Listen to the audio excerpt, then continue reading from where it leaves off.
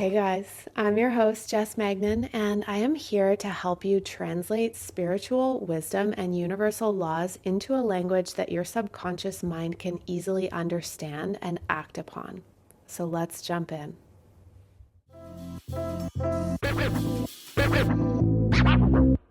What I want to talk about today is something that is probably going to seem ridiculously simple to you, but I promise you, I've got some missing pieces that you absolutely need in order to make this stuff click so that you can, again, fully benefit. Because if there's one thing I know for sure, because I've lived it, is that it is one thing to understand something, to have read something, to have consumed some information.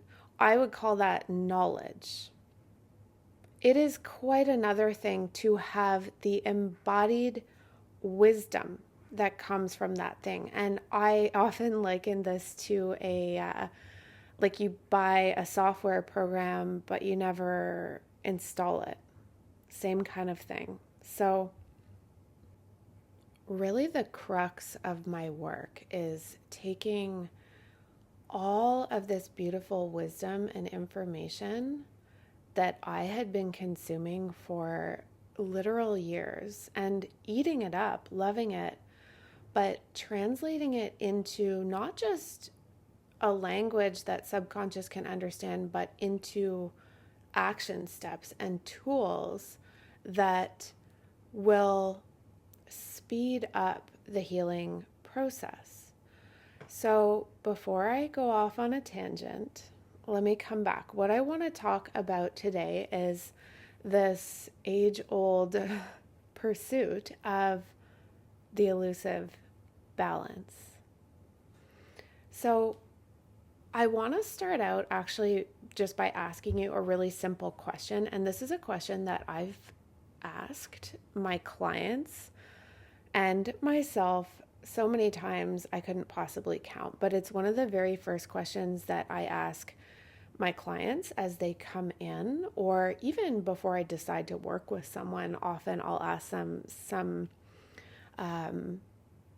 questions to essentially figure out if they are ready for the work that I do. So the question is, can you honestly say that you've done everything in your power to feel as good as you possibly can? And usually I'll ask these sorts of questions of myself if I'm about to like make a big decision. And often I'll apply it with clients if they're coming in and saying things like, oh, this person is so toxic, I'm gonna break up with them, or this job, this culture in my workplace is so unfair, I'm gonna quit. And this is very classic programming. This is largely what the world around you would tell you to do if you're being mistreated. In the spiritual world, it is a little bit different because of exactly what we're going to talk about today, the law of reflections. So the essence is that there's what's going on in the physical and what the human mind is perceiving and reacting to, and then there's what's going on in the unseen, the non-physical or metaphysical or spiritual arena or realm. So that's what I want to start to break down for you today. So back to the question of, can you honestly say that you've done everything in your power to feel as good as you possibly can? What we want as spiritual teachers and healers and coaches and intuitives is that each individual would have kind of taken care of their side of the street. I used to say this a lot. Have you cleaned up your side of the street so that if you were to look over at it, you're like, yep, I'm good. I've done everything in my power. Most of the time, the answer is no, right? And there's a translation of this question slightly different. Can you say that you've taken full absolute radical responsibility for your own well being so that you can be sure that you're not outsourcing it to other people, situations, and circumstances outside of yourself. Because that's the goal of the spiritual world, is to feel like you have absolute full power and control. And you'll hear a lot of spiritual teachers and, quotes and memes that say things about how, there's forces outside of our control and we just need to let go and live and let live and all of that.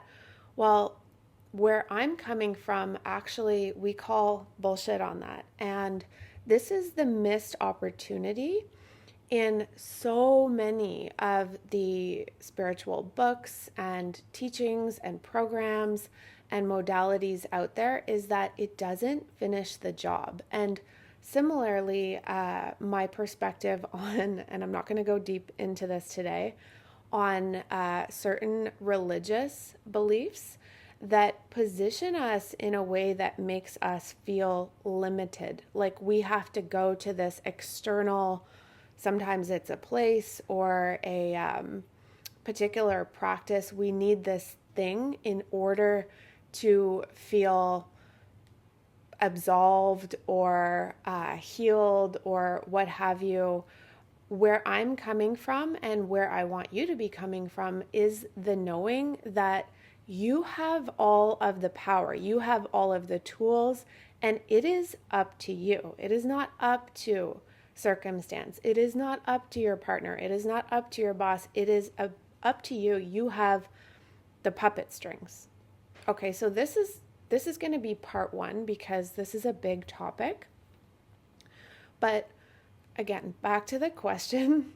Usually the answer is no, right? Like even for me, if I'm experiencing a reflection, and I will break down exactly what I mean by that very soon, I'm going to ask myself that question right away. And maybe I'm going to go like, oh yeah, true. Like I haven't really moved my body in a week, or I've been kind of, eating more junk food than usual, or I've been slipping on my mindset work, right? I'm going to look for these areas where I've been dropping the ball before I'm going on a crusade or pointing my finger or picking a fight or taking some even more, like radical action externally. I'm going to go internally. I'm going to look at my relationship with myself and how I've been showing up first. That is base camp. And that is often the step that people skip, right? They go right to confronting somebody or expressing a boundary that's been transgressed or what have you. And I'm not saying that those are the wrong things to do, but if your side of the street is a shit show, deal with that first and then see if you still want to go over to the other side of the street and start a ruckus. So, where am I here? So yeah, the finger pointing is what I want to sort of hone in on, this tendency of looking outside of ourselves for essentially a scapegoat or someone to blame before we've done that work of clearing our side of things.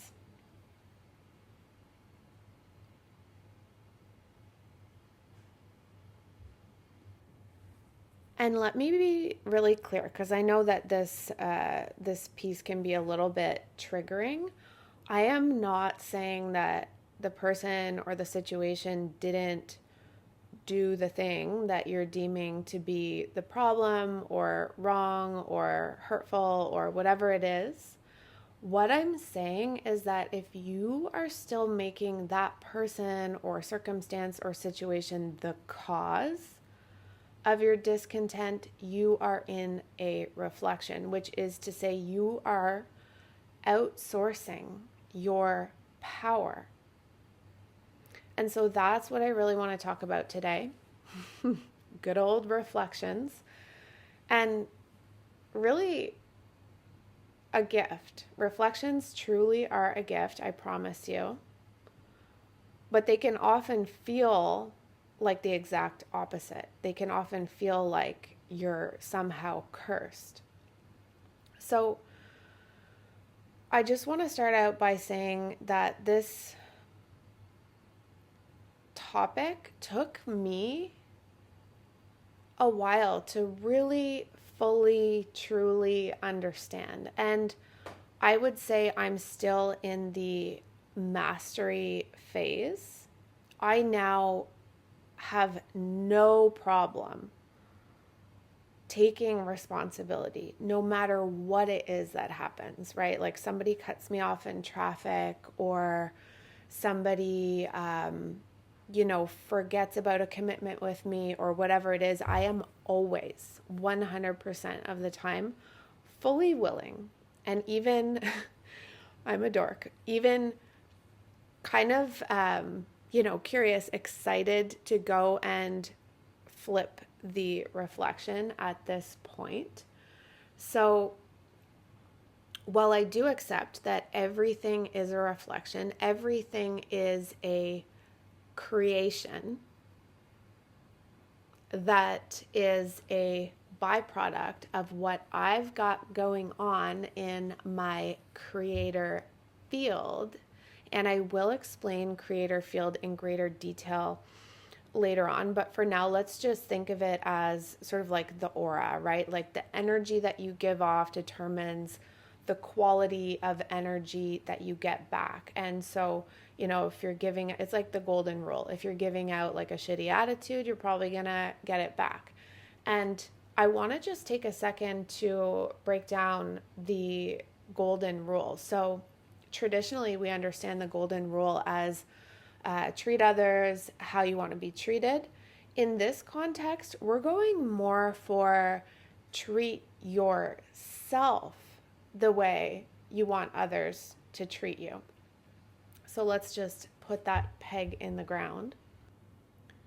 So the basics, and I've been really feeling this, the basics are everything when it comes to mastery. So like I was saying before, what often happens is we read something or we hear something and we're like, yep, got it, good.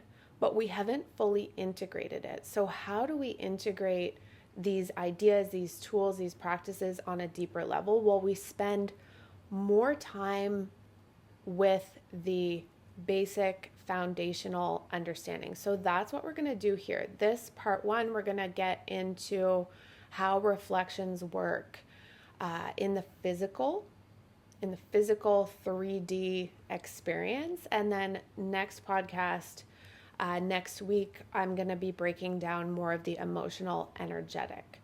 And please don't be fooled if you're someone who's like, oh, I've been at this for a while. I've been, meditating and practicing manifestation for years. Do not skip past this. I promise you there are life-changing pieces in here that you didn't even realize that you didn't catch the first time around. Just like me, I spent years in the spiritual healing, spiritual seeking arena, thinking I knew all of it, and only to be humbled by recognizing the integration piece that I hadn't even registered as an option back then. And let me say this, it's all divine timing. I couldn't have been ready until I was, and same goes for you. But if you are listening to this, I'm going to affirm for you right now that you are in fact ready. It's sort of like going from, your undergrad to your master's or your PhD. There's always another level, but you've got to get through the mastery level that you're currently in order to be ready for that. So if you're here, welcome, you are ready. And also, if you're here, there's a good chance that while you're probably doing better than you give yourself credit for, you are also not living the life of your absolute dreams. Am I right? And the main reason for this is back to that wisdom versus integration piece. So you've got this knowledge that you could probably spout off about at any given moment, but it's not embodied, which is to say that it's not emotionally rooted, or that you are not emotionally rooted to the information. And most people, you're not alone, most people haven't actually done that integration work. They've collected all kinds of knowledge but not to the point of being embodied. It's, again, like I said, that software program that you bought, but you didn't install it. And so actually the law of reflections is a really good example of this, where I can tell you a little bit of a story about my own experience. So like I said, I've been working in this world of universal spiritual laws, just to put it in a very general language, for well over a decade, and utilizing these laws and principles in my work, helping other people. So not just healing myself, but healing others.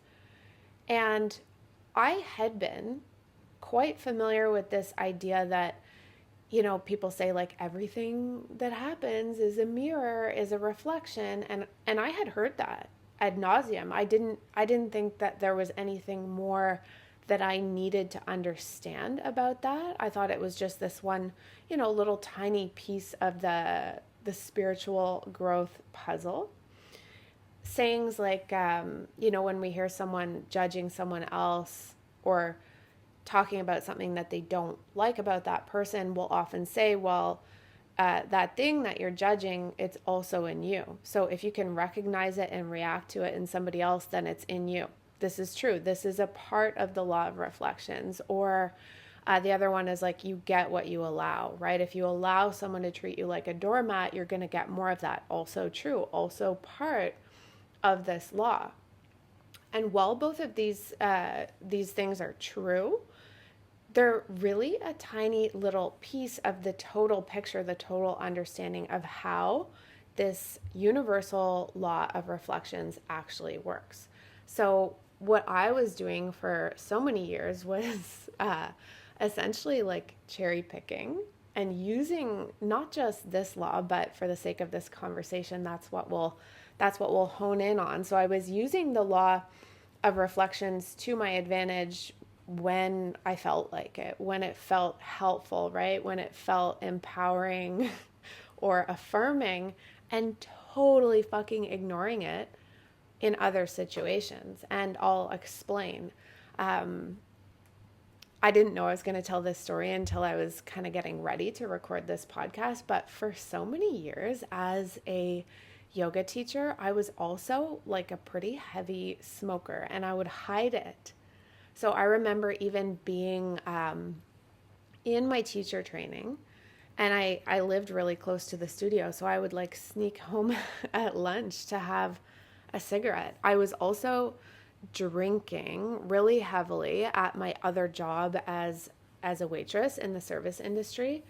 And not to mention, I would have like insanely toxic, like dramatic, super emotional fights, like really spicy relationship dynamics. I would binge comfort food, like excessive restriction in my diet, like to the point that it was it was disordered for sure, but it wasn't super extreme anorexia or bulimia, but definitely very, very, very restrictive. And then I would binge like way overboard, like a box of Oreos or something crazy like that, while I was also in this world of teaching yoga and starting to guide people and preaching, these different laws. And I will say that I'm not bringing this up to like out myself or like atone for my sins, because I am truly, truly, truly of the belief that was all perfect at the time. And a lot of that was the precursor to me being thrust into the world of healing and continuing to, ask questions and reach for better tools. I'm really bringing this up so I can introduce and fully explain how this law of reflections, also known as the law of soul balance, actually functions. So, the law of soul balance, it's kind of like the emperor of all the other laws, in my opinion.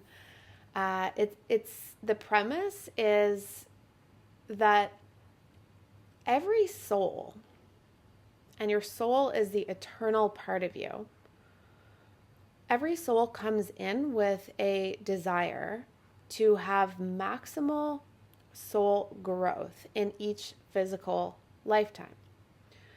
We can define soul growth as progression toward recognition of itself, the soul recognizing itself as an extension of source from the physical body. So what happens in this life typically is we become so entangled with the physical world that we forget. It's like, remember who the fuck you are. We forget who the fuck we are. We forget that we are extensions of source. Another way that I like it, I like to think of it, two of my mentors would say it this way, that we forget that we are essentially like mini sources, gods, in training. That we are actually imbued with the same level of power to create in our realities that source has. But we've been led pretty far from that belief, accepting and knowing that, right? So I'm not going to go too deeply into all of this right now, but the lesson is basically that we've been led to believe that we are limited, and we have, like I said, forgotten who we are. We've forgotten our power. So in each physical lifetime, the soul comes in to we call it a soul contract. It comes in to fulfill its contract, its soul contract in each physical life experience, with the goal of remembering this power a little bit more, a little bit more, a little bit more. So pulling more spiritual, energetic wisdom and power into the physical. And I like to joke that it's kind of like a sick game of hide and seek that the soul just loves to play. It's like how a dog loves to play fetch, right? Like we're trying to sort of like get off the trail so that we can experience the satisfaction of getting back on. And it's, put another way, it's like the satisfaction of getting into alignment, right? Of feeling totally in control, totally in power by getting ourselves into situations where we feel the exact fucking opposite. So each soul comes in, like I said, with a contract of sorts. And these contracts lay out every single detail, all of the conditions, experiences, relationships that the individual will have in that lifetime. And everything in that contract is like hand-picked. And essentially all of the experiences, all of the dynamics, all of the traumas, the dramas, these are like highly individualized, precise assignments for growth. There is always an assignment baked in. Every single thing that has happened to you has an assignment baked in. But oftentimes we're not catching it. We're not taking the assignment. We're not acing the assignment, that's for sure. And the ultimate goal, no matter what the assignment is essentially to find balance. Now, it can be balance in our perceptions, which is what I'm going to talk about more next week, and balance in our actual physical embodiment, like what we're actually doing, not doing in our lives. So for the soul, there are very specific parameters for balance that are universal. So in order to achieve soul balance, the soul must attend to, pay attention to, take care of all 8 areas of life in both, like I said, physical action, behavior, and energetic, emotional alignment, perception, balancing. So, first of all, I want to start by going through what the 8 areas are. And you might want to write these down just so you have them. I talk about them a lot, but I am going to give you a little assignment at the end of this episode that you can start on and work on in between now and part 2 of this podcast. So, the 8 areas are physical. So, physical obviously having to do with your physical experience, anything from your body and pertaining to your body to behaviors, habits, even physical environment to some degree. Mental, so that's anything having to do with mindset. We could include the subconscious mind in there as well, belief systems, that sort of thing. Spiritual. Spiritual has to do with accessing and trusting your higher wisdom, your higher self, as well as being able to live as your core self. So this could be a whole episode on its own, but for the sake of right now, spiritual is essentially connecting to source or your higher self. And then we have vocation. So having to do with often your career, your work, your contribution. It doesn't always mean that you're getting paid for it, but a lot of the time your career, your job is going to fall into that category, but it has to do with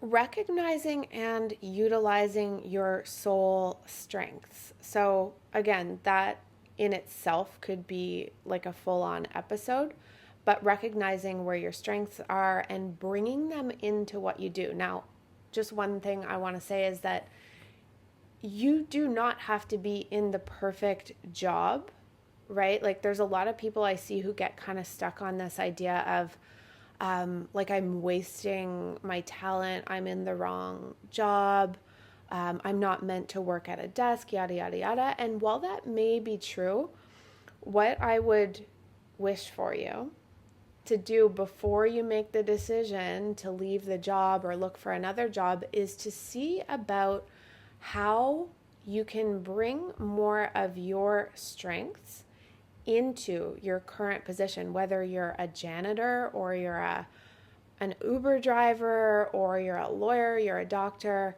rooting to those gifts and really recognizing them and using them to their fullest potential wherever you happen to be before you try to go somewhere else. So after vocational, we have financial, and financial is its own area, right? So your relationship to money is a spiritual priority. So oftentimes there's a misconception that being rich or pursuing wealth isn't spiritual. Actually, it is. And it doesn't mean that, you should have a one-track mind toward getting rich, but there is quite a correlation between vibration and your financial situation. So again, this could be an episode on its own, and it probably will be. So let's move on. Social is the next area. So having to do obviously with your social relationships, friendships. If you are on the dating scene, but you don't currently live with a partner, those people that you might date or you are dating, those people are in the social area. So having to do largely with how you present yourself, how you perceive yourself, and how you um, think other people are perceiving you. So a lot of self-image stuff wrapped up in the social.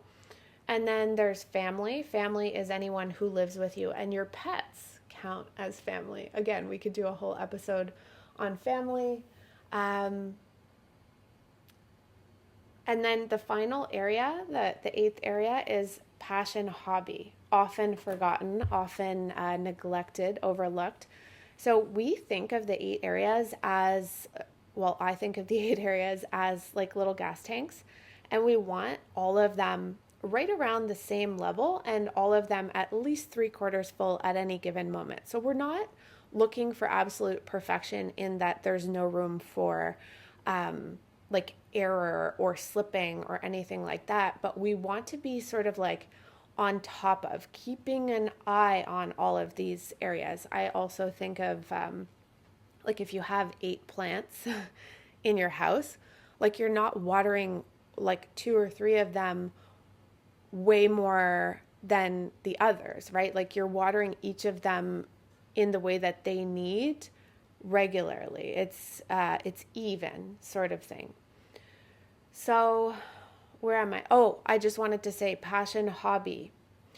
For a lot of people, this is the area that feels like it's not so important, right? Like if anything can fall by the wayside, it's this. There's one more kind of metaphor analogy that we like with the 8 areas, a painter's palette.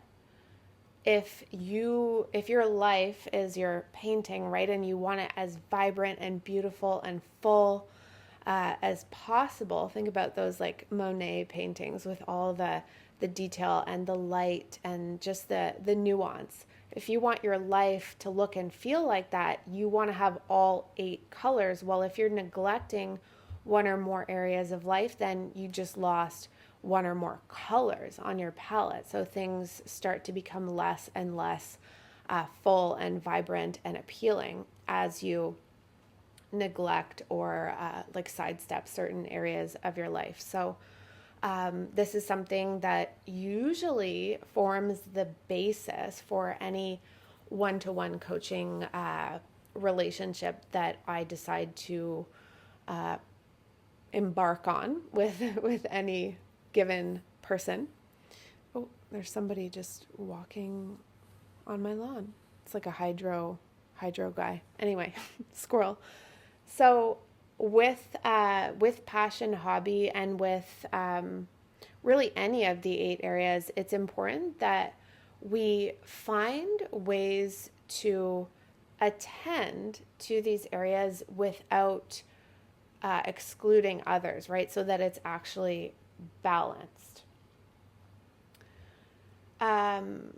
So the first, usually when I have someone come into my world, the first thing that I'm intuitively asking is which area is out of balance. And when I say out of balance, it can really mean a few different things. So it can mean that one area is being, like I've been describing, sort of completely ignored or neglected, or that there might be some kind of excess or stuckness in that area.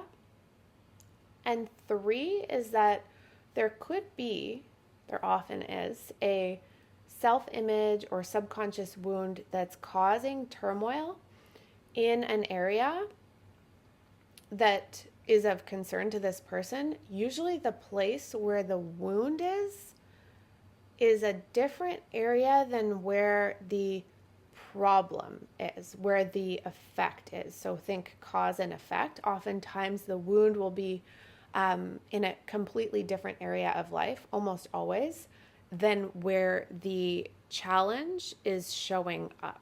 And I will talk about that more in the next episode, and possibly even a part 3 or an add-on to this. So in order to have true balance across all 8 areas, which I know can sort of seem overwhelming, there needs to be both physical and emotional balance. And balance, maybe you've heard this before, it's like a moving target, right? It's not this thing that you just get to and then you get the certificate, hang it on the wall, and that's that. You're a balanced person. It's ever shifting. It's like the grounds beneath you are ever shifting, and you're feeling for where's the middle, where's the balance, right? It's like a kind of like a juggling act. So, with the emotional balance side of things, what I'm talking about is having balanced perceptions. So, again, I will talk about that in greater detail in part 2.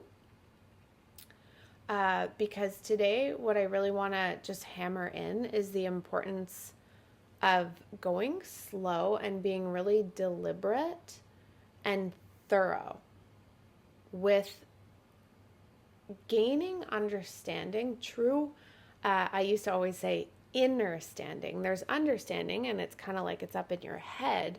There's inner standing. It's like it's installed. You come from this place of just getting it. It's like oxygen, right? Like the lungs are just breathing in oxygen. It is automatic. It's unquestioned, or gravity, right? Like gravity is just there. We want it to that level. So before I go into exactly how it works from the physical perspective, I just want to talk about like, why does this matter? Because you might be like, what is the, like, what do I get? What's the ROI? If I get into balance, like, then what happens, right? Why would it matter? What's the big deal if I'm a little off center? Most people are walking around living their lives off center. And you know what? It's not going to kill you. But we've gotten to a point where we're all sort of living in that way, right? Like a little too much Netflix, a little too much sugar, not enough sunlight, not enough water, whatever it might be. And we're just gradually sort of drifting away from our highest potential. And it happens on such a slow, kind of subtle, like gradient or scale that we don't notice it. And this is fucking dangerous. So, in order to hit your highest potentials, you have to be living in a state of balance, from a state of balance. You have to be prioritizing this soul balance. And before I go on, don't feel bad. Like, we have been led gradually over time, over centuries, really, quite far from this place of balance. But it doesn't mean that it has to take that long for us to get back. Think of it like like an F1 race car, and like how fast these cars go, right? And then its driver, and how practiced they are, and how precise they are. And they both need to be in absolute like fine form, right? The perfect preparation, like basically like Olympic athletes. They don't leave anything to chance, and they account for every external like variable or antagonist, right? It's like they control for those variables. They plan with precision for their own victory. They make it happen. And you are actually no different. So, good example, me back in 2017, remember the smoking yoga teacher? I was struggling. Like, I was struggling emotionally. I had put on a bunch of weight. I remember like I would be at home in my apartment alone, feeling very isolated, insecure, anxious. And this was all right before I took action on a bunch of things that had been unconscious or on the back burner, things that I had been avoiding, whether consciously or not. It doesn't even really matter. But what happened was that it got so uncomfortable that I was finally willing to do whatever it took to feel better. And I was always, pretty concerned with, let's say, my appearance. So I think a big part of it was gaining all of that weight was really, really, really uncomfortable for me. And it was a gift. I wouldn't have been able to explain it at the time, but what was going on was that my higher self, this was all in the plan, right? Was um, essentially, let me back up. It wasn't even really my higher self. This was in the plan. So I was concerned with my weight, my appearance. So when it got so bad, that was the thing that would cause the threshold moment of me being willing to do whatever it took to change. Now, the thing that I was meant to change wasn't just my body. My body was sort of like the decoy in a way for my soul to get the opportunity to recognize itself, right? So what happened is that, like I said, I was so uncomfortable. I was so unsatisfied. I felt so ick that I was finally willing to do whatever it took to feel better. So what did I do? I pulled different physical levers. I stopped drinking. I started meditating. I started integrating more like energetic and breath work into my yoga practice. That was when I started doing Kundalini yoga, or leaning into it at least more than I had been. I was picking up different spiritual books. I was getting into, I remember doing a period of intense acupuncture and chiro and learning about hormones and the endocrine system and stress. I was eating better, et cetera, et cetera. And so it's funny because right before all of these changes, I was definitely like super stuck in this victim mentality. Woe is me, right? Feeling overlooked, overwhelmed, like it wasn't fair, like it was so much easier for everyone else and not for me, not feeling good enough. And shocker, the world was reflecting it right back to me, right? I was getting ghosted, I was gaining weight, I was struggling financially. And I was stuck in that reflection until I wasn't, right? It was like the floodgates opening up. I started to pull the levers, and that kind of it like created the what's the word I'm looking for? Like domino effect that would lead into my next level of expansion and healing. It was my body that got me there, but there was so much more there for me than, just getting back into a body that felt good. That was the decoy. So just before I finish off this episode, I was aiming for 45 minutes and we're at like 43, pretty good. Let me finish just by using this example to really break down in the simplest way possible, so I can give you a tool that you can start to integrate between now and part 2. So what was going on right before I made those shifts that I just described is I was putting myself last, right? I was neglecting myself in multiple areas of my life. So then the world had to reflect that back to me. I was getting ghosted, left on red. I was getting really bad like shifts and class times. You get the idea. I was being overlooked because I was overlooking myself. And as I started to attend to the areas that needed some TLC, some love, things did start to improve rather quickly. And at the time, I didn't know nearly as much about like how this stuff works as I do now. I couldn't have explained that to you back then. I was sort of fumbling in the dark, which is great for you because now if you're listening to this now, it means you're ready. And it means that you don't have to fumble nearly as much as I did. So what I want to leave you with is this super simple but potent tool. It's almost so simple, like I said, that you'll think, yeah, whatever. I'm not going to do it. Like, it makes sense. I get it. I know you get it intellectually. I want you to get it in your body. I want you to embody it. I want you to practice it. I want you to also try and fail with it. So true mastery requires not just that you try something one time and you did it properly. It's the trial and error. It's the coming back and refining and essentially like memorizing, right? Until it's like you have a muscle memory of not just how to like enact or do something, but the feeling of it. So the frequency of it becomes embodied. So the tool is this. I want you to take inventory across all 8 areas of your life. And for each area, make some bullet points. What are 2 to 3, if not more, more is fine.